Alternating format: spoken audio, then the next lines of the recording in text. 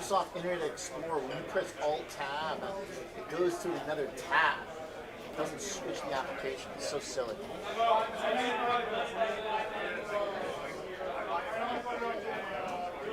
right, should be an action close here with VIX in the high 20s, crypto blundering, and NVIDIA now red, but the S&P 500 is trying to hold 66.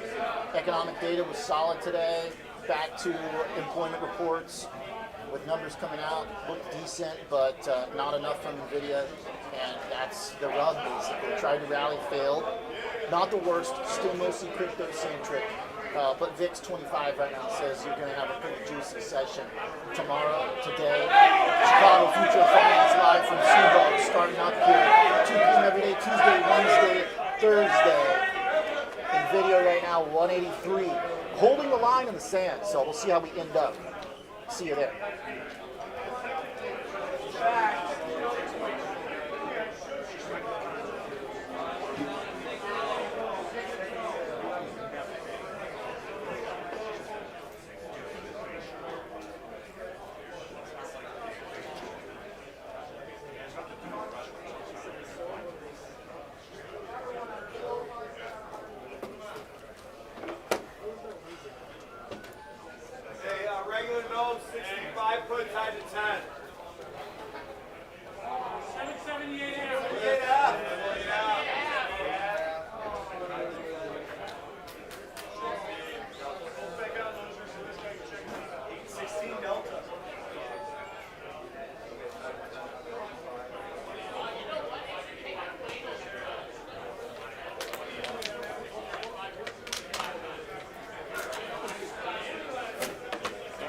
All right.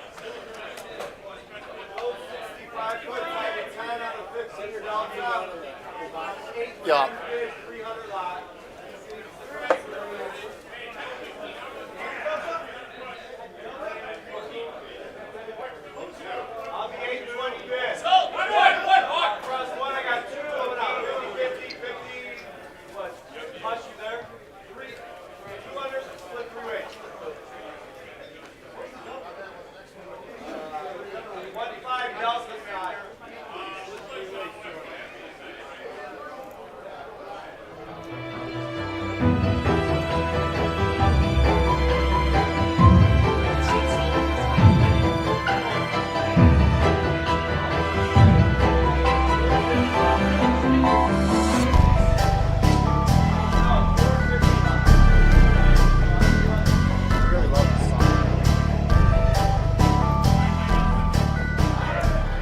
Good afternoon and welcome to Chicago, Future of Finance. I'm Oliver Renick.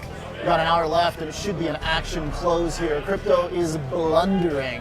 MicroStrategy is still leading risk off, but equities are putting up a good fight. The S&P 500 right now is trying to hold 66. It's a key level, and it's a line that I drew earlier in the week. Let's get straight into it. This is going to be a really important session as tomorrow closes out a week into the holiday for Thanksgiving next week. So if volumes lighten up at all, then we could get even more swingy, and VIX at 25 says get ready for action right now. Here's a chart of the S&P. There's the line I drew yesterday. Is that going to hold up? We did find some support intraday. We're fighting for it right now. You can also see from the selling back in October, we were able to hold that line. The last 2 days, we also held that line. If you go to NVIDIA, then you've also got a pretty notable 180 level that's trying to hold here right now. 180 on NVIDIA is important too. If you look at Bitcoin, that obviously has been the worst. The line that we had there just shattered at 100,000. So to go through some of the key points here, this morning we did get economic data, which was all right. It wasn't terrible. The fact that we did get some economic numbers finally, and the employment situation really wasn't bad at all. I do think that that's worth noting, the fact that you got a pretty sizable report on the economy, employment situation, added 119,000 jobs. There's the look right there. So that's not terrible. Unemployment rate 4.4%. That's pretty much held pretty consistently, so it could be worse for sure. The other numbers that are coming out, I think that are going to be relevant. Jobless claims were pretty much in line with the trend that we've seen. So to get numbers back into the groove of things does help us out. Though you'll see there's really nothing going on. Bonds are rallying a little bit, nothing on the macro that seems to be responding to the data so much. You do obviously see the bond trade basically just kind of holding where it's been. The dollar also little change today. The chart of bonds too has been, I think, pretty much consistent. A point that I've made on the risk radar, which has been bonds holding on basically for the 10-year yield. That's roughly at 4.1%. So you can't really look at the data and really weave much of a narrative on that front. I do think that generally the data have been pretty cooperative when they were not coming out. Now that the data are arriving, it gets a little bit, potentially complicated if numbers start to weaken. But today, that's not what it's about. This is just a fade in NVIDIA and continued weakness in crypto that I think is the main culprit. So that being said, here's the look at the risk radar. I'm feeling pretty good about this right now. Yellow for bonds, yellow for dollar, red for Bitcoin, yellow for stocks, and green for gold. Gold is right now just totally flat, so gold is doing what it should. That's definitely encouraging, the fact that gold is holding on while risk is coming off. I think that because gold had such a big move, it really wasn't obvious how gold was going to perform if the market did just take a dump. And it's not really doing that. Keep in mind, S&Ps are only down right now 60 points, but that is getting closer to the lows of the session, so it's not looking great. Obviously, we careened off a cliff at 10 a.m., but we're still kind of holding, and if the market does hold 66, then yellow holds on my light. If we come back to the S&P 500 for a second and just look at the chart, I think that you kind of get an idea of maybe where I would want to flip that. And I think it's essentially anything below 66. I think if you close below 6,600, then the red light for stocks may be on my risk radar is something that we need to think about. But generally speaking, this is a pretty, orderly kind of steady selling. There's nothing really too dramatic, I don't think, just yet. Obviously, crypto is where the drama is. That's why I've had the red light there, because that one's just very clear. The fact that you have had this big move in master now being followed by Bitcoin is obviously disconcerting for anyone that is thinking that Bitcoin's going to be able to make big moves beyond 100K. To put it in perspective, how low will Bitcoin go this year? That was one of the main bets that we looked at on Kalshi. To bring that up again real quick, this is the look, the odds that Bitcoin will go now to below 80,000 is above 51% on Kalshi.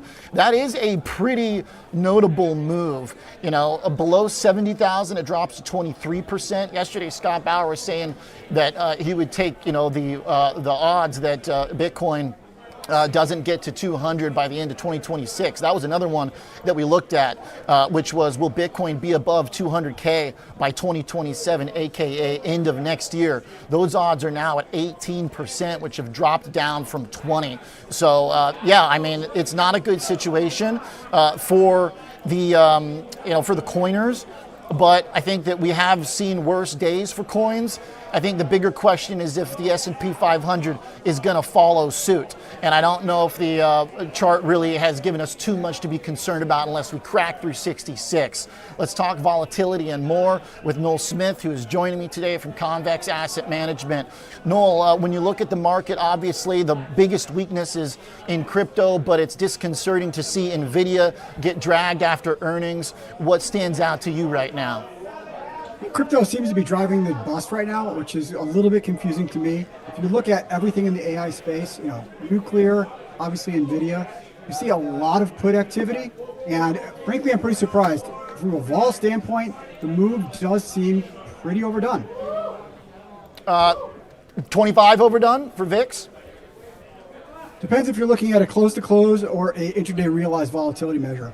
So the market has moved a ton today, but the market relative to yesterday, not moved that much. So depending on where you think that marginal action is going to come from, if you look at the systematic funds that are forced to sell when realized volatility ticks up or implied volatility ticks up, then you can see that there is a bear case for this.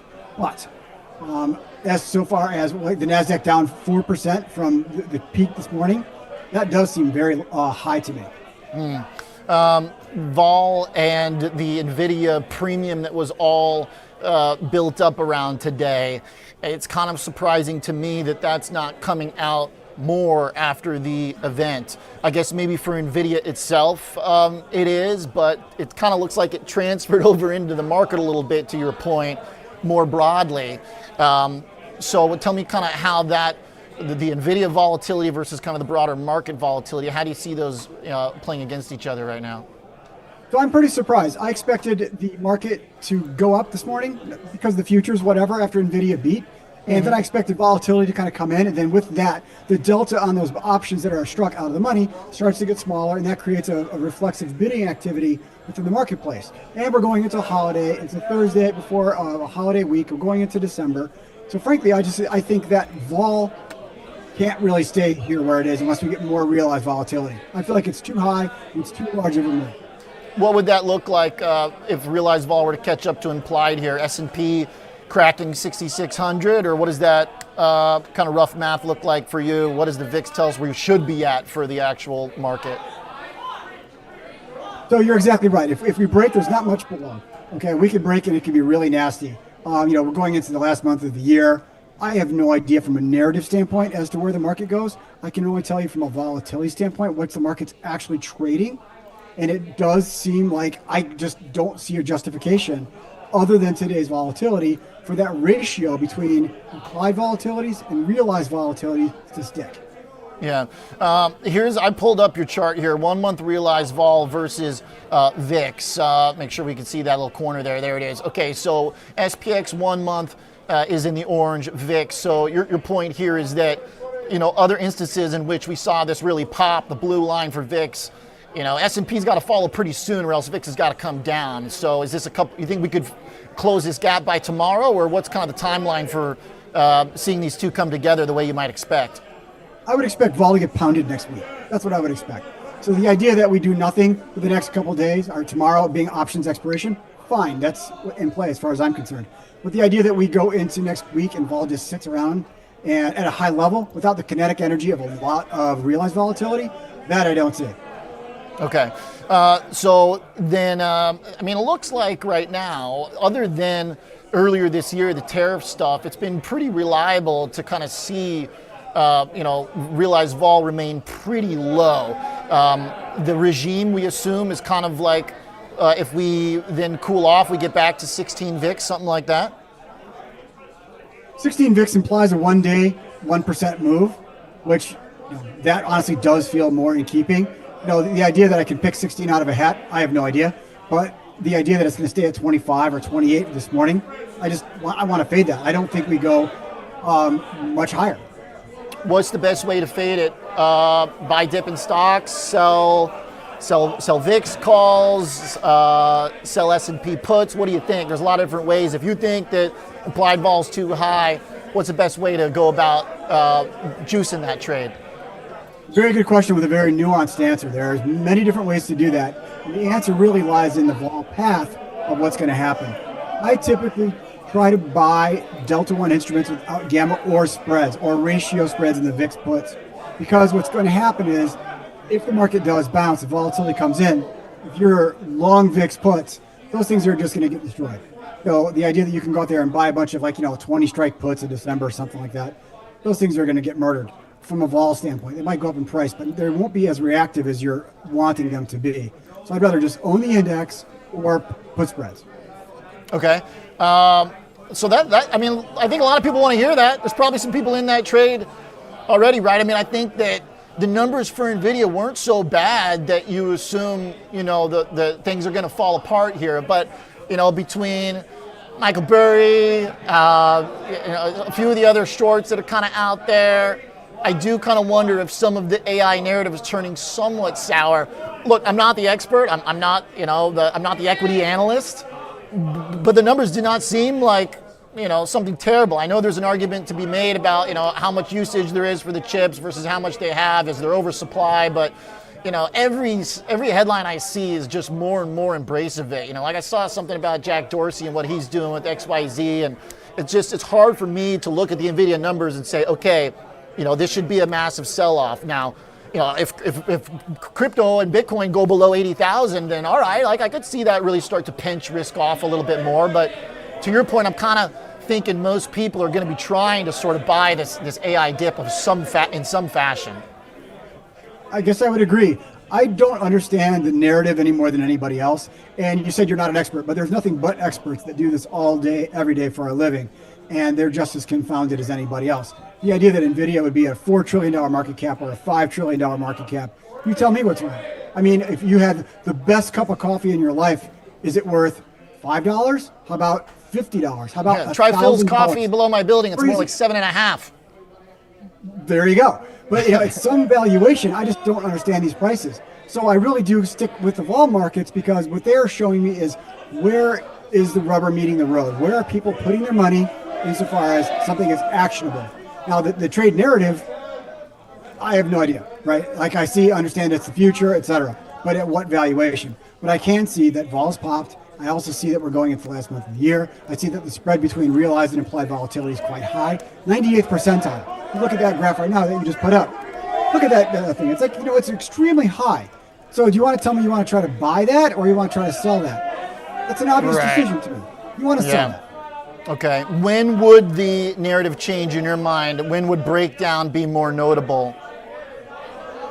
We're not too far from it. From a volatility standpoint, things are getting dicey, right? I understand that we had a really large intraday move, but there's not a whole lot more of today's in the market before that just kind of breaks, before realized comes up to implied. That's what I mean by that. So if we start getting a realized close to close volatility, closer to 25 or whatever else, the VIX will go to 30, 35, something like that, and the market's not going to hold. Yeah. Okay, so this chart tells us that more often than not, you're getting paid to fade the implied vol here. There's a lot of different ways to do it, either being long underlying equity, being short volatility. The names too, if you want to get specific on the names, you could do it that way, but I feel like to your point, you're making more of a macro kind of market point. I feel if you try and do this through sector, stock, or whatever, you might lose the forest through the trees a little bit because we still got earnings coming through. And there's going to be a lot of stock-specific stuff that could potentially muddy up that trade, basically. I think what you're describing is a macro trade. I mean, look at, my favorite lately has been Alphabet, by the way, and the chart is doing just fine. Yeah, that's absolutely right. So in terms of the single names, the amount of market signals that are quality that comes out of single names, it's a lot more difficult. So, when you have the S&P 500, you can get a lot of actionable information out of that. But if you're even looking at Google, which is a gigantic name, it is still a lot more difficult to get signal from noise out of that options complex. Yeah, love it. Noel, any final words, last thoughts? We're really fighting to hold these lows of the day by 66. I got to let you jump, but if you got one closer for me, give it to me. I mean, vol is bid. Options and VIX are bid. I bought some VIX call spreads this morning. That part's working out, but also the idea that, we kind of did fine for the first part of the day and then all of a sudden just collapsed. I don't really know what the narrative is, and frankly, I don't really care what the narrative is. But vol is right now kind of at the precipice where I would start to reduce risk if we go down a whole lot further and realize volatility picks up a whole lot from here. Love it. Love the charts. Love the perspective. Thank you, Noel, very much, sir. Thanks. You got it. Good stuff. All right. Short little break here. We've got David Litchfield joining us, Director of Derivative Sales at Cboe. Talk about some of the hot stuff going on, not just in the market, but product-wise too. We had a great conversation in Munich, Germany. We'll revisit some of those themes when we come back. The innovator buffer break. See you in about 2 minutes.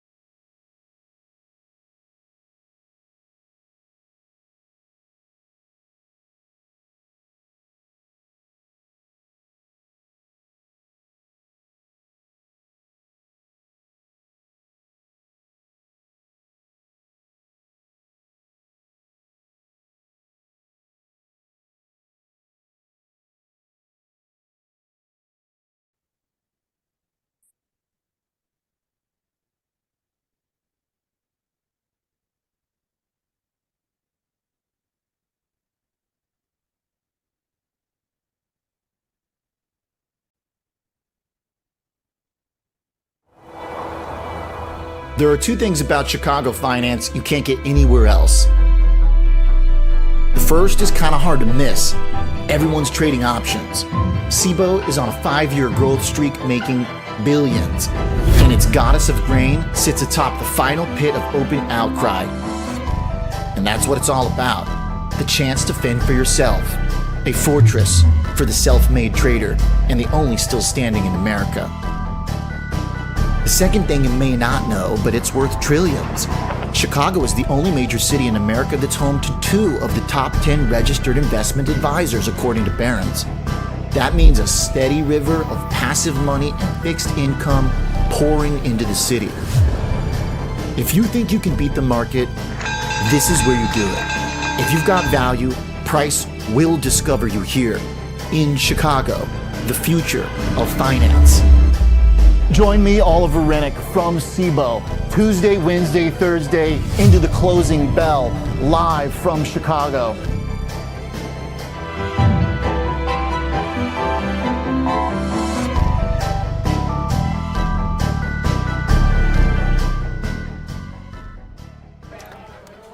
Welcome back to Chicago Future of Finance. I'm Oliver Renick. I'm joined here with Mr. David Litchfield, head of derivative sales at Cboe, live and in person here at the floor. Great to see you, David. Very good to see you too. How are you doing? Good. You're here on an action day as we've got the market kind of trying to figure out where it wants to go in the next, we got 40 minutes left, but you're continuing a conversation that we started in Germany when we were at Cboe RMC, which was about credit futures, which was actually a fascinating thing for me to learn about because it was a fairly kind of new thing that, not new, you guys have had it with BlackRock for a while, but I think people are still learning about them and institutions are coming into that market. So give me the latest. What's been going on with that? Yeah, that's exactly right. So more and more institutions are coming live all the time. We saw a peak in open interest the other day, topped $1.3 billion in the high yield futures, and the volumes are growing. So as those users are coming to market, more liquidity attracts more liquidity. So we saw $200 million trade through the order book. So that's a very good indication that the actual liquidity is very, very strong in the order book. Okay. Off-screen liquidity is still strong because of the tie to the ETFs, and that's obviously always available. But that on-screen liquidity is something that we're really keen to push through. It allows many more traders to access the product and express their views. What kind of traders? How much have you been able to see what's coming in? Who's kind of the marginal participant right now? So we have what I might describe as anchor clients, so a couple of insurance firms, asset managers using it for both longs and shorts. And one of the other user bases that we're really trying to attract, which is where that screen liquidity is so important, are the CTA community. So this offers them corporate credit in a futures wrapper, a part of the market thus far they've been shut out of because there has been no futures wrapper for them to trade. They of course trade commodities, trade equity futures, now they can trade these corporate credit futures, and it's demonstrating that screen liquidity, which is why it's so important that these big trades go through and print on the book. Using it to hedge? Yeah, so CTA is using it, classic trend following strategies, but the great thing about this product is it's democratizing those credit markets. The derivative space in credit has been occupied mainly by the OTC instruments, and that's obviously only available to the large institutions with ISDAs that are able to trade that. Democratizing these markets, we see a lot of activity come through the retail broker channels. So it democratizes their access to that derivatives market that, as I say, has been shut off to a number of users. And we have users looking to use the product long and short, and for different time frames. So it's not just liquidity providers having to absorb that liquidity in times of stress. We actually see clients trading against other clients in the order book. Tell me about the kind of structure of the product. Again, remind us from that initial conversation of how you figure out what's represented in the underlying, because the credit universe is huge. Yes, exactly. And that's one of the magic sources behind the product is how do we get it liquid? If we launch another equity future, then cash equities trade all day long on exchange. Liquidity would not be a problem at all. With corporate credit, you can't transact 1,300 high-yield bonds to hedge your high-yield future. Similarly, investment grade has 2,800 individual corporate credit bonds that's underpinning that future. So that universe is explicitly tied to the ETFs. So IBHY, our high yield future, is explicitly tied to HYG, and IBIG, our investment grade future, is explicitly tied to LQD. And those ETFs trade $3.5 billion a day on exchange, and because of that explicit tie, the liquidity can be ported from that ETF market into the futures market. I guess I just kind of assume that tied to LQD is probably a bigger market than HYG, or so this what is do you the see? interesting thing, exactly. So assets under management, one would assume that the LQD ETF is the biggest market, and that's correct. Trading volumes, HYG has typically been traded more frequently than the investment grade ETF. Okay. And number of The reasons LQD, behind they that. kind of just have it sit there, whereas HYG lends itself to what, more of an active trader? Exactly, and that's Okay. been the theory all along. I would actually put the other side of that argument through, is that the number of users out there that can't access those ETF markets aren't able to trade. And actually the futures enable them to trade. So we see a lot of volume go through the investment grade future, as we do the high yield future. And if you look at the OTC markets, CDXIG trades normally around $20 billion a day, compared to CDXHY that trades about $8 to $10 billion a day. So actually, I think the number of assets and users out there that can't access this market until these futures actually want to trade more in the investment grade space. So my prediction is that the investment grade future would trade typically more than the high yield future in maturity. Which tracks, I think, makes sense. I guess the macro backdrop right now is quite calm for bonds. We were just looking at the chart for 10-year, and it's basically been sitting right at 4%. So I can't really look at the market and say, okay, I think there's going to be more action in one part of the bond. There's just the bond market's not really giving us much right now. But I imagine that kind of helps people zero the scale to figure out how to use these products, because the market's not giving us a ton of direction. I mean, I might be missing something, maybe a high yield or some of the other subsectors, but just the broad treasury market, the ocean on which all these things kind of floats is quite calm. Yeah, but I think we're hearing more and more, of course, about the AI story. And NVIDIA last night, fine, that was a good beat, but it's obviously down today. So I think this AI story and idiosyncratic credit risks will come more to the fore than they perhaps have done in years gone by. And that again is where developing this market and democratizing this market, and the options that we've launched on the futures as well, allows investors more precision instruments to express their views. So of course, short sell some futures to hedge, but actually what about trading a put? Or a put spread, or selling some calls? I've been going on the equity world forever. This hasn't been possible in the credit markets until now. When you're looking at the growth of the product, is there anything since we were it was Oktoberfest in Munich, so it was October, September, has anything changed that you think beyond just kind of the education of the product that's pushed people into these, or is it just awareness? It's still education, still awareness. It's getting that message out there that these things exist. And then, as I said before, the crucial message that these things don't just exist, but they're liquid and you can trade them in good and big size. Because on an average day, the volumes might be low, so optically it might not be liquid, but as I say, saw $200 million trade through the order book. And even a $30 million clip was put on the bid, and a few seconds later it was hit. So you don't need to plow through levels of the order book to achieve your liquidity or chip away at this thing over time. Liquidity is there to be had. David, when you are thinking about the potential for this to be, I mean, it's largely institutions, big players. Where does it have the ability to kind of go down the scale? If if part of my net worth is, real estate, I might have interest in some kind of credit, hedge. If I have a big part of my portfolio that's in bonds, I do think that a lot of people right now are trying to figure out the 40 part of the 60-40 portfolio. And there's all these solutions to it. There's, options-based solutions. That's a lot of what we talk about here, right? Is people are saying that, okay, our fund is a solution to the fact that you can't rely on bonds anymore. But the credit futures and credit futures kind of give you another way to say, all right, well, I can kind of hedge the bond part of my book with this, and I feel like everybody's vying for that part of the portfolio, whether it's private equity saying you need to be, diversified with our assets. Do you hear that? Is that part of the conversation? Yeah, absolutely. And even, as I say, going into retail platforms, so we do see significant volumes come through the retail platforms. So the margins and the notional size isn't prohibitive. Of course, it's a lot larger than natural ETF, but by the time you lay down your margin, it's not unrealistic to suspect that retail do use it, certainly high net worth individuals. But then on that institutional side, as you say, if a bond portfolio manager has taken a longer time to find these individual credits, they don't perhaps become available all the time. The last thing they want to do is sell them and get rid of them.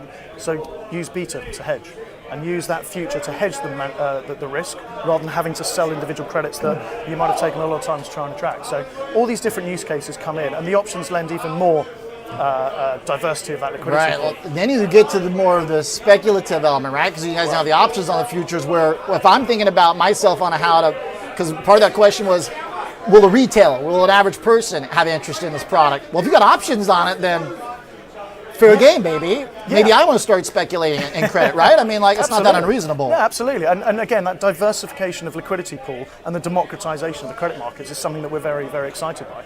And it lends itself to liquidity perfectly, because if the market is selling off, you're like, well, who's buying this stuff? Well, of course, there's a liquidity provider at some level that will buy it. But if you have the options market, if that skew's gone really expensive, well, you might want to take advantage of that by selling some puts and buying calls. Now, if you're doing that, expressing your view via the options market, whoever's hedging that position on the other side is naturally going to be buying futures. So it lends that support mechanism, and the options market helps liquidity, as we well know. Yeah, we can hear the liquidity behind us. David, great to catch up. Thank you for coming down. Thank you for having me. Good to see you in Chicago. Good to see you too. And fun to get the update on the credit futures as well. I feel like we kind of put that spotlight on in Munich, and volumes have gone up. Great to see you, David. Thanks a lot. Thank you very much. All right, we got a short break. We'll be right back. 2 minutes, then we're going to talk some ETFs. We're going to go into the thematic world with VistaShares CEO Adam Patti joining us. Got some really interesting funds under their roof. We'll be right back.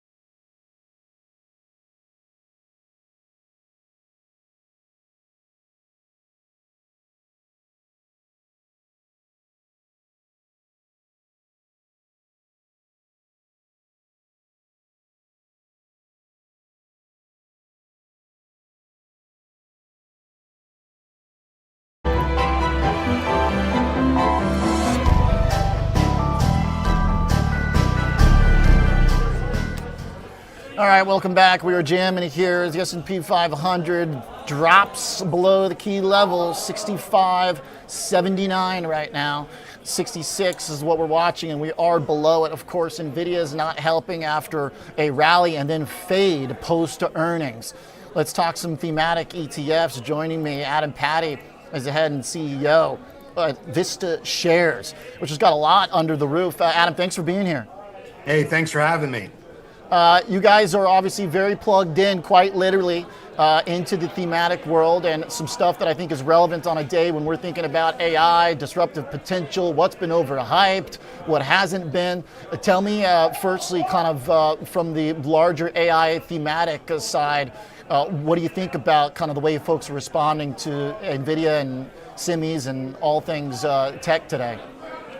Well, it was an interesting reversal we saw today. I mean, quite interesting.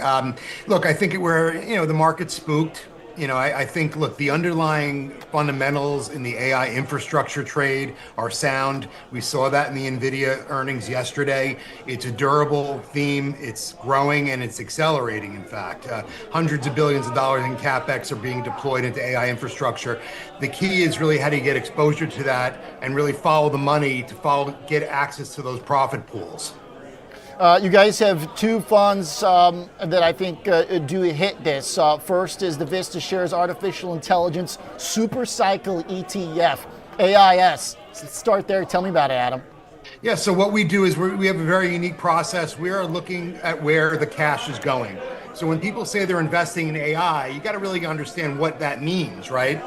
There's many different segments of it. So what we're doing is we're analyzing the supply chain. Then we overlay the bill of materials. So we're looking at the supply chain of what goes into building an AI data center and an AI semiconductor. We analyze that. We do the analysis to try to determine which segments of the supply chain are driving the most economic value. Then we find the companies and map them to those segments. So it's a picks and shovels approach. In other words, when Meta invests $100 billion into AI, what are they doing? They're investing in building out data centers and they're buying semiconductors. That's where you want to invest. That's where the profits are, and that's where the investors are going to yield the best returns, we believe, over the next 3 to 5 years. Looking at it right now, AIS, you've got a very international element to this, which I think is important. SK Hynix is number one in the weighting, 7.7%. Micron right behind it, 7%. And by the way, I'm just going to flip over real quick to show the chart on this thing, give you some love for it. Year to date, 45%. I mean, that's absolutely killer. Yeah, I mean, no surprise again, because all the money is flowing into the sector and we are buying the companies that are soaking up that investment. So I like to point out one interesting thing. When people say I'm going to invest in AI companies, most people don't realize that 30% of an AI data center build goes into cooling systems. Boring cooling systems, right? Oh, yeah. So we invest in those Doesn't companies. work without them. Right, like Vertiv, that's our number 3 holding. It's a very important company in the build for an AI data center. So, this bill of materials process is really what differentiates us, and the expertise behind, the active component of our funds. We have a lot of expertise on board to guide the portfolio. Vertiv there, number 3, just below 5%. AMD is in there. I love the picks and shovels aspect for AI because I know that they're actually digging up gold right now. One of the big differences in my mind between the crypto craze and what we've seen for artificial intelligence is that the products are just hitting my life from every angle, whereas I went a decade without using crypto until some of the poker websites said, you got it, So the real picks and shovels here are making a big difference. And of course you do have NVIDIA in there, you've got Intel. Also you hit GE Vernova, which was a pretty big winner too. Tell me about the process though, how do you find them? Tell me about the team and the kind of selection system, the screening system to get these names, because I will say it's a pretty diverse basket. Sure. So, we have a very unique process. So the core of our portfolio is rules-based. And what that means is we have built what we call our bill of materials process, where we analyze the supply chain, as I mentioned before. Then we overlay the actual bill of materials on what it costs to build. Each component goes into building an AI data center and a semiconductor. And that's how we build our core portfolio. So it's fully rules-based and transparent. In fact, we have the rules right on our website. We filed a patent on it because it's very novel. But the beautiful thing and the most interesting thing is that in a fast-moving industry like AI, you need people who actually know the industry and understand the industry. So our investment committee, because we are active, so we have a rules-based process as the core of our portfolio, but we have an active overlay.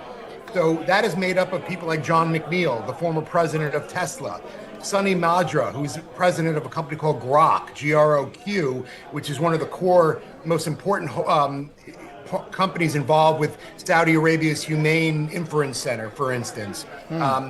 These are the experts who we have on board that are actually building data centers every day. They understand the companies, they understand the technologies. Their job is to identify risks and opportunities in our portfolio.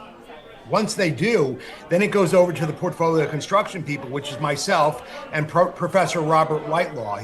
Professor Whitelaw was the dean of NYU Stern School of Business and chairman of the finance department there, a world-renowned expert in portfolio construction. So we have the practitioners who are building data centers, who understand the space, and then we have the portfolio construction people to express their views into the portfolio. I'm looking at your guys' white paper right now. Growth of AI, estimated global market value in 2025. You have it at just shy of $400 billion. And then by 2030, $16 trillion.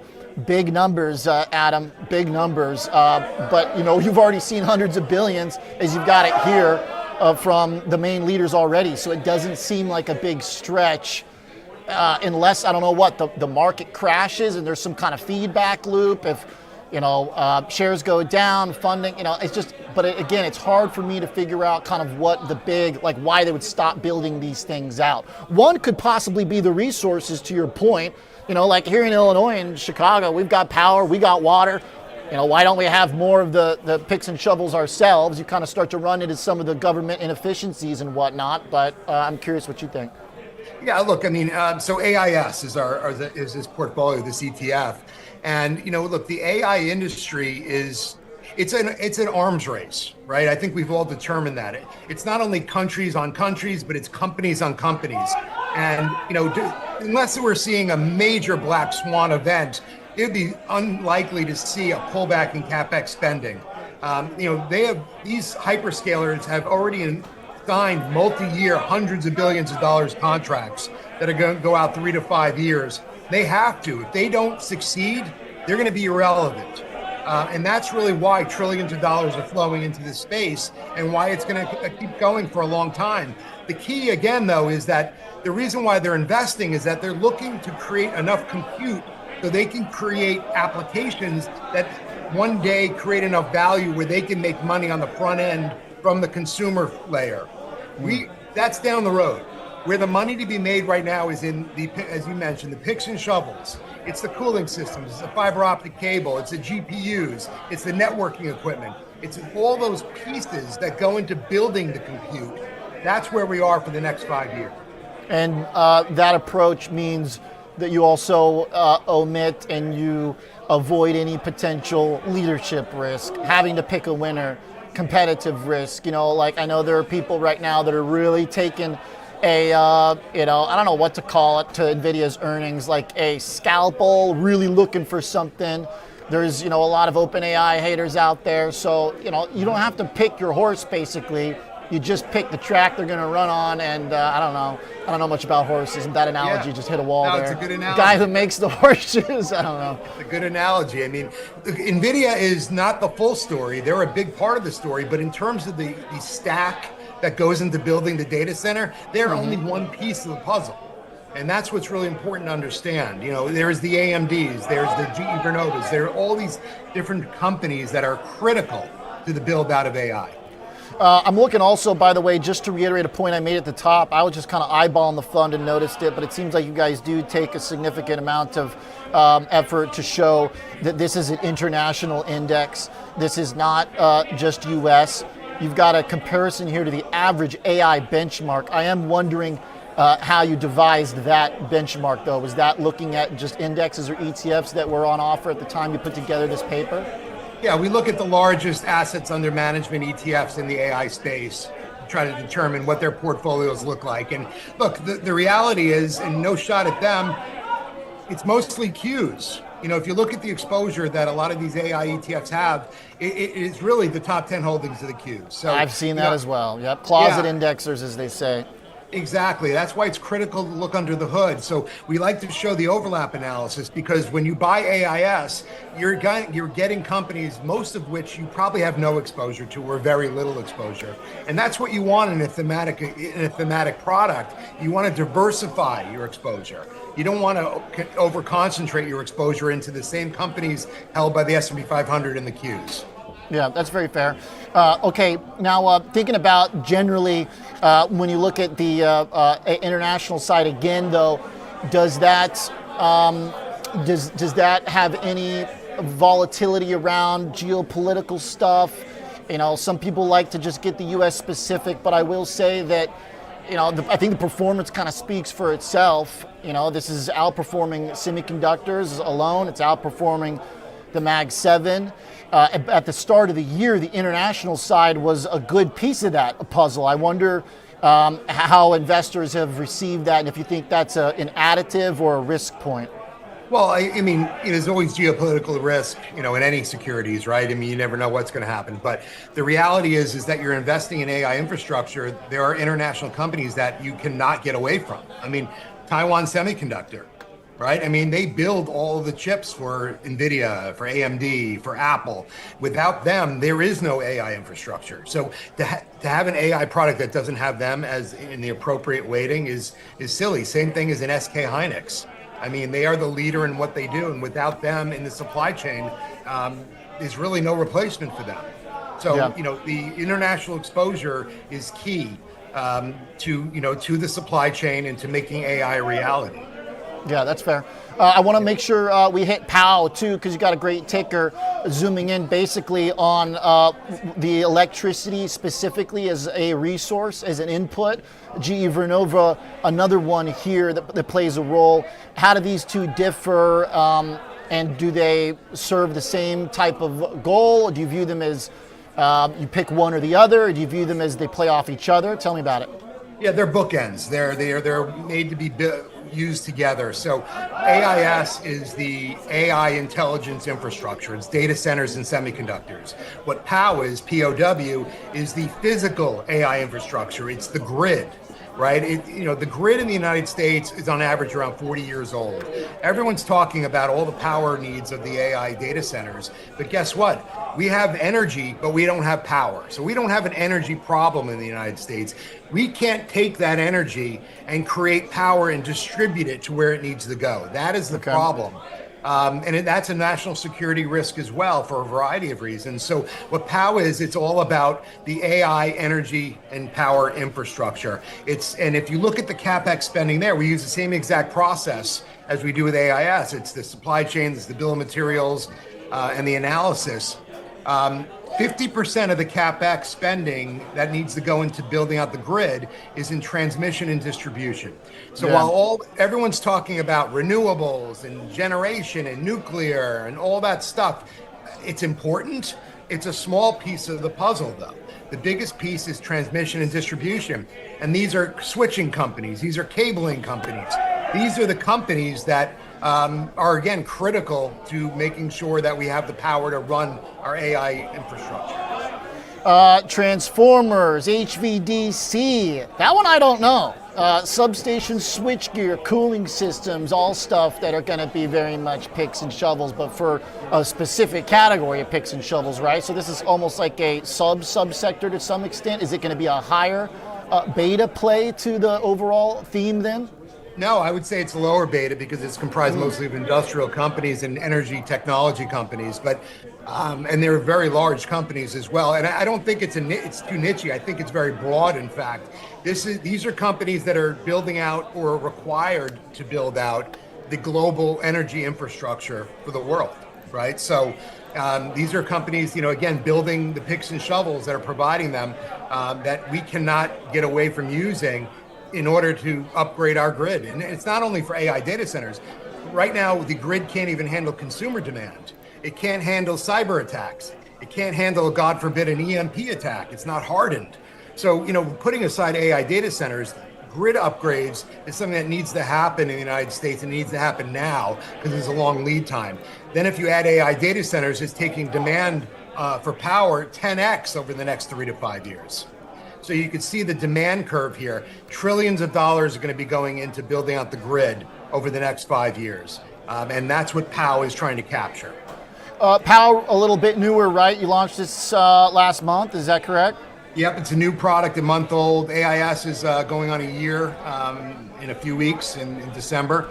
So, but it's the same exact process. It's the rules-based process. We have the active managed investment committee on top of it, except with this investment committee, we actually added an expert in energy technology as well, one of the global luminaries in that space. So again, it's people that are doing it on a day-to-day basis that understand the technologies, understand the supply chain, and not just Wall Street analysts doing analysis and picking numbers. It's people that are on the ground doing it, and that's how we feel like we have an edge.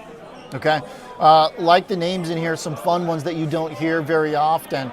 Definitely an international element there too. So that one we'll watch. We'll see how it develops. It's still a little bit nascent, but holy smokes, AIS, a little known way to crush the AI trade so far this year, beating a lot of the other ways that I watch that sector. Different proxies, different benchmarks. So pretty impressive stuff, Adam. Thanks a lot. Thank you for having me. I appreciate it. Absolutely, really good stuff, really interesting. Adam Patti, CEO at VistaShares. All right, we got about 12 minutes into the bell. Quick break, coming back. We'll close up this market, go through the risk radar, look at some charts next.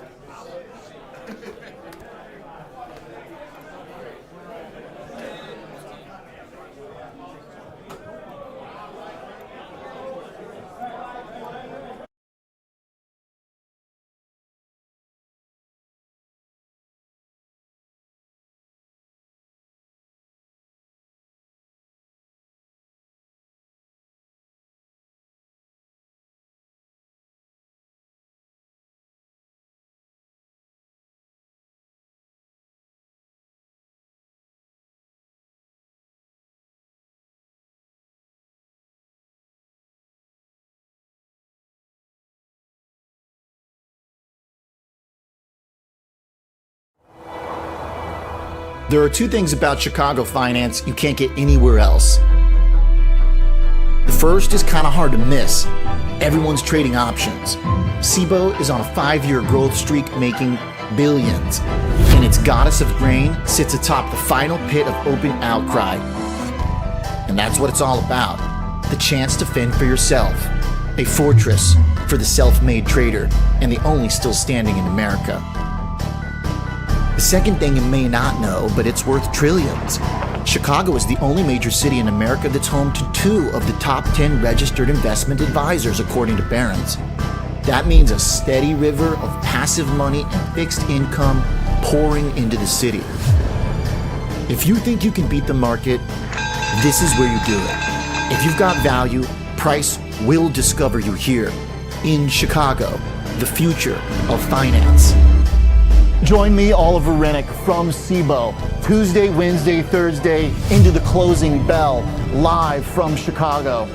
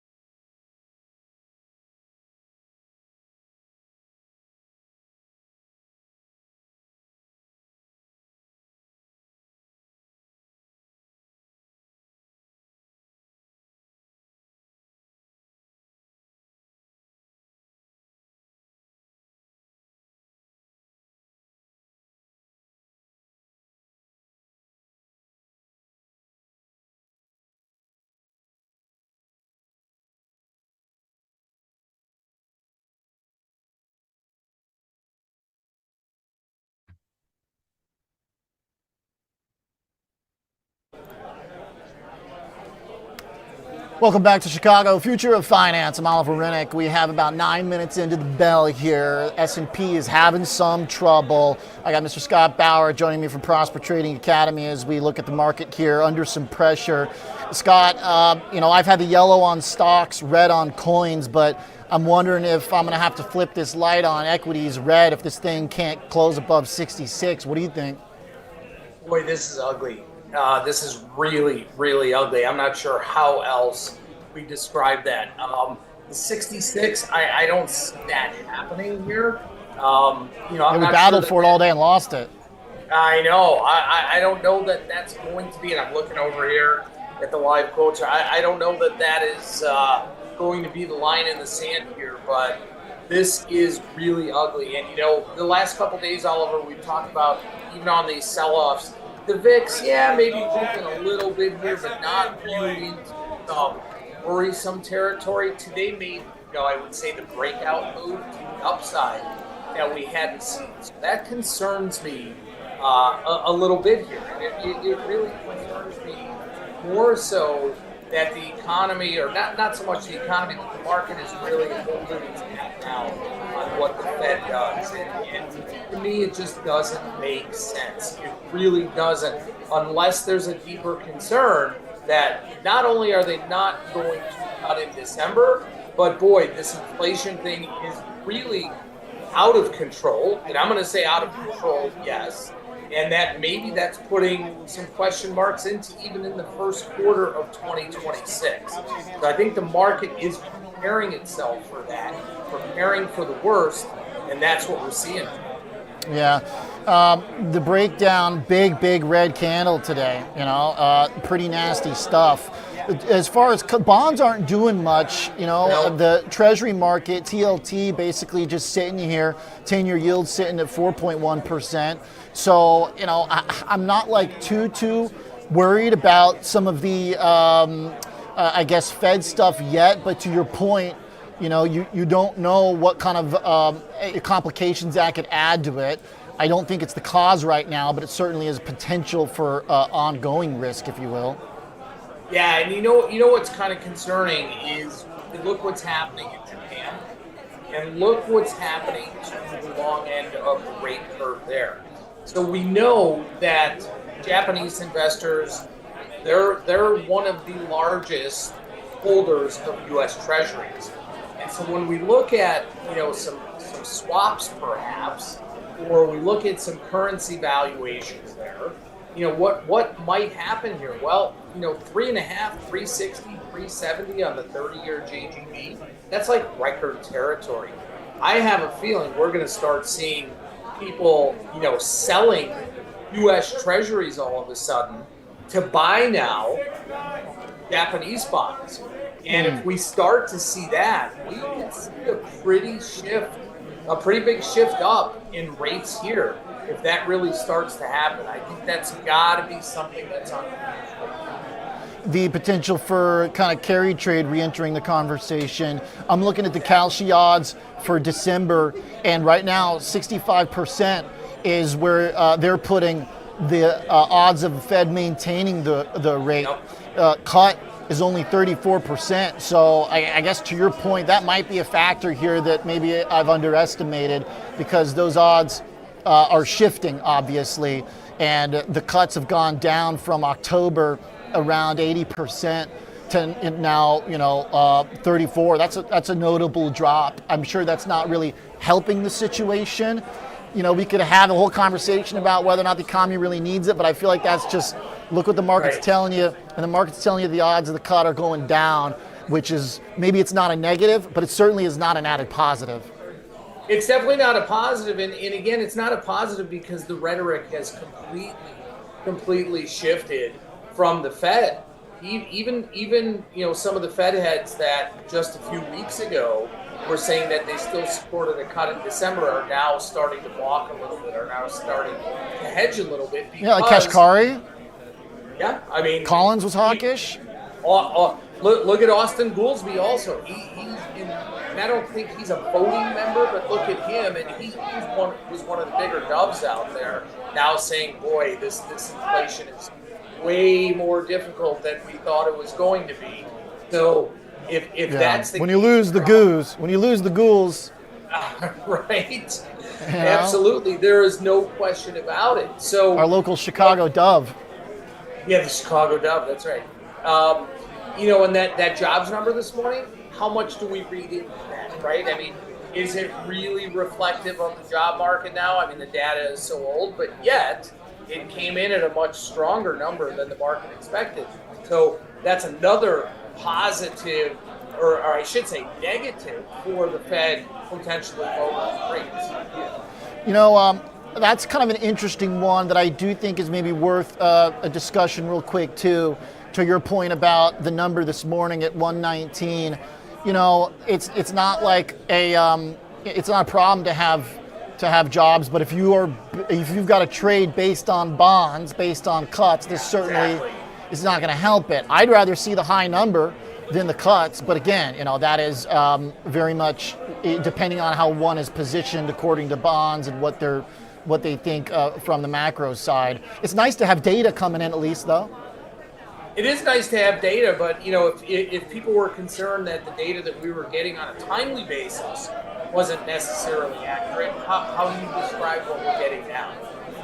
I think until things shake out months from now, 2-3 months from now, when we see revisions after revisions, which we're absolutely going to get, I don't think we're going to know what the accurate data really was. And it's not because it's not being collected accurately or anything.